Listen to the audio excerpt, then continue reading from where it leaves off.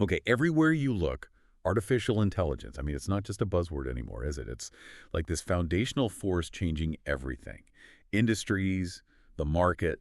So today, we're cutting through all that noise. We're going to peel back the layers on one of the real titans here, Nvidia.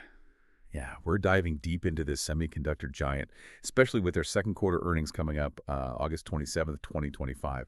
This whole deep dive, it's built on a really comprehensive article, gives us the full picture of where NVIDIA stands now, its past, its future opportunities, Yeah. which look pretty incredible. Our mission, really, is to pull out the most important stuff, the surprising facts, so you can understand what makes NVIDIA such a standout and, what investors are watching super closely right now. So, yeah. Let's unpack this fascinating dive into NVIDIA's world. Absolutely. And what's really compelling here, it's not just the numbers, though they are impressive. It's really about getting a handle on those deeper forces, the underlying currents driving this company, and honestly shaping this whole AI era. That's the core of it, isn't it? And speaking of numbers, those upcoming earnings on August 27th, Mm. the stakes feel incredibly high. Expectations are, well, the article says, mighty high. I'd say stratospheric might fit too. And it's coming after other big tech players have already reported, right? So we kind of have a bit of a feel for the macro environment and AI spending already. That context is absolutely critical, yeah. And when you dig into NVIDIA's sort of price history over the last 3 years, it's striking. Almost relentless consistency with just one exception we should talk about. Every earnings release, followed by a surge in buying. It just shows this, unrelenting appetite the market has for NVIDIA. Unrelenting appetite. That's quite a phrase, but okay, the exception. You mentioned a lone outlier. What happened there, and what does that maybe tell us? Right. So that one instance, it was earlier this year. The analysis we looked at pointed to a couple of things that, briefly worried the market. One was rising competition concerns, specifically from Chinese AI models like DeepSeek.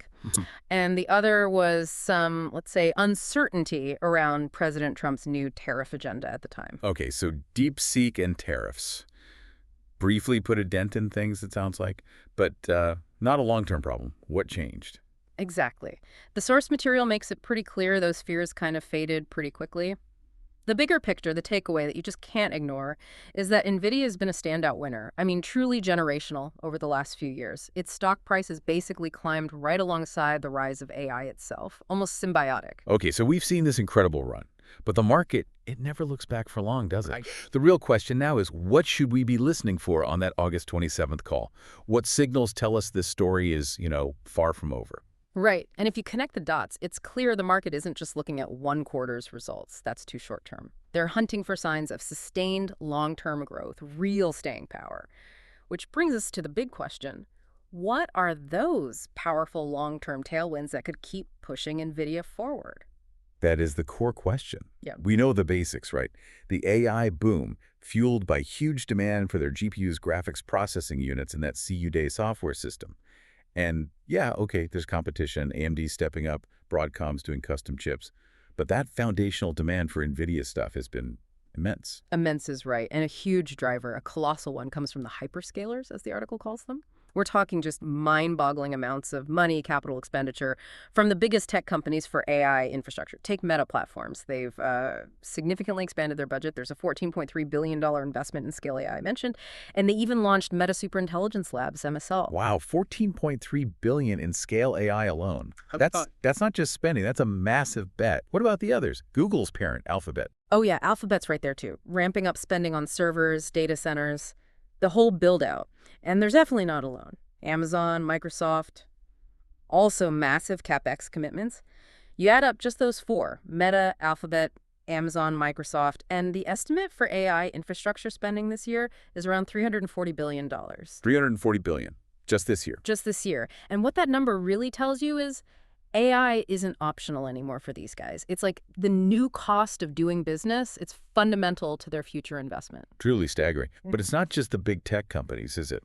The analysis also talks about sovereign AI. That sounds different, like a new kind of global race. It absolutely is. Think about this. Back in January, right after President Trump's inauguration, you had leaders from Oracle, OpenAI, and SoftBank in the Oval Office. They unveiled something called Project Stargate. It's this landmark, get this, $500 billion initiative just focused on building out AI infrastructure here in the U.S. $500 billion. for U.S. AI infrastructure, right? And it's not just the U.S. The article highlights countries like the UAE, the Kingdom of Saudi Arabia. They're launching their own Stargate-style projects. Massive funding. What's maybe surprising is how quickly nations are seeing AI infrastructure as like a core strategic asset, like energy grids or defense systems. And Nvidia, with their chips and data center know-how, they're essentially the AI backbone making these national projects possible. That's incredible validation on a global scale. Mm-hmm. Speaking of global, China's always been huge, but also tricky for Nvidia, right? What's the latest development there? Yeah, for a lot of 2025, China was probably NVIDIA's biggest obstacle, geopolitics tensions. But a really significant development, according to the source, is this new agreement with the U.S. government. It actually allows NVIDIA to get back into that critical Chinese market. There is a condition, though. They have to remit 15% of the Chinese sales back to Washington. Huh? 15%. That sounds like a pretty hefty price to pay just to be in the market. Is that really a net positive? Or just damage control? It's a great question, and it really speaks to NVIDIA's sort of unique position right now. The analysis basically says, look, while 15% sounds like a lot, NVIDIA has such strong pricing power in the high-end chip market, they're likely able to absorb that cost with minimal impact on their actual profit margins. Oh, okay. Their tech is just so in demand, they can command prices that offset that remittance. So yeah, it seems to remain a net positive for shareholders. It shows how indispensable they are right now. Okay, this is where it gets really interesting for me. We've talked data centers, infrastructure, but NVIDIA seems to be moving beyond just selling chips for servers. The article mentions this whole new wave of opportunities. What's the most, I don't know, surprising or maybe paradigm-shifting application they're powering now? That's where the story gets really exciting, I think. As AI gets more advanced, you see these totally new applications emerge. Autonomous vehicles are a big one. Look at Tesla pushing hard on their robotaxi business. And the article specifically mentions Tesla deciding to replace its own in-house Dojo system with one powered by NVIDIA. That's a huge vote of confidence. Wow, replacing their own system with Nvidia. That is significant. And it goes beyond cars, too, right, into robotics. Exactly. Tesla, but also lots of other developers, are racing to commercialize AI-powered robotics. Yeah. NVIDIA's CEO, Jensen Huang, is quoted believing that market alone could eventually be worth multiple trillions. Trillions. Trillions in the long run. And then, if you look even further out, quantum computing is gaining momentum.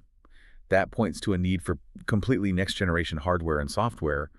And NVIDIA is clearly positioning itself, innovating to stay at the forefront there too, not just riding the current wave. Yeah, what's fascinating is how they're not just, catching the AI wave. They seem to be actively shaping it, positioning for the next chapters. It's like they're not just selling the picks and shovels for the gold rush. They're designing the map for the next mine. Right. So with all this growth, all this potential, what about the stock's valuation? The article touches on its forward PE multiple, but it suggests maybe, despite the hype, there's still room. How does that work? Well, it points out that, yes, the valuation has definitely expanded recently. I mean, how could it not?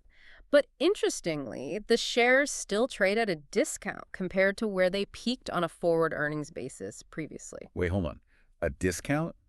With everything we've just talked about, hyperscalers, sovereign AI, robotics, you'd think it would be priced to perfection or beyond. What does that discount actually suggest? That's the key insight, really. It suggests that a lot of that future growth, the stuff from all these catalysts we discussed, the hyperscalers really scaling, the sovereign AI projects kicking in, China contributing again, these new applications like robotics taking off, a lot of that might not be fully baked into the stock price yet. So in theory, it implies there could still be meaningful upside in the valuation as these opportunities mature and really hit the bottom line. The article reinforces this. Yes, the run-up has been generational, absolutely. But these long-term tailwinds, they give strong reason to believe the rally isn't necessarily over. Okay, so wrapping this all together, what does this mean for someone just trying to understand this really dynamic company? Maybe even thinking about, investing. Well, for investors, the takeaway seems to be less about trying to nail the absolute perfect entry point. That's, nearly impossible in a market moving this fast. The analysis suggests a more disciplined approach, like dollar cost averaging, buying shares at different points over time is still effective. It helps you build a position in what the source calls one of the defining winners of the AI era. Without trying to time the market perfectly, it's more about participating in the long game. And there you have it. A pretty deep dive into Nvidia, a company right at the absolute heart of this AI revolution. We've covered its market position, its earnings history, those really compelling long-term drivers, hyperscalers, sovereign AI, China, robotics, even quantum computing on the horizon. Our goal here really was to give you a comprehensive but still concise picture of a company that's not just part of a tech revolution, it feels like it's actively driving it. So, as you think about everything we've discussed, the sheer scale of this AI spending, these incredibly diverse applications coming online, here's maybe a final thought to chew on. How might the very definition of core infrastructure change over the next decade? And what role will companies like Nvidia ultimately play in while redefining it?